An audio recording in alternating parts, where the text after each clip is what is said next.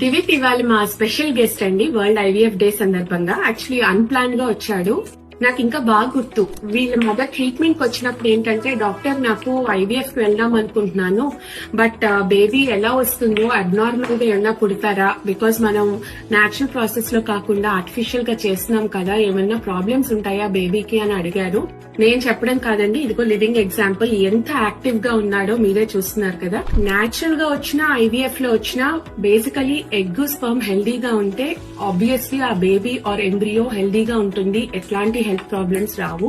Only thing ఏంటంటే, natural గా అవ్వని చోట మనం ఎగ్స్ స్పర్మ్ బయటకు తీసి ఐవీఎఫ్ లో ఎంబ్రియో ఫార్మ్ చేస్తున్నాం. ఆ ఒక్క డిఫరెన్స్ తప్పించి హెల్త్ వైజ్ గా బేబీస్ లో ఎట్లాంటి డెవలప్మెంటల్ ఇష్యూస్ కానీ ఆర్ గ్రోత్ లో కానీ ఆర్ హెల్త్ ఇష్యూస్ కానీ ఉండవు. Say hi Divik. హాయ్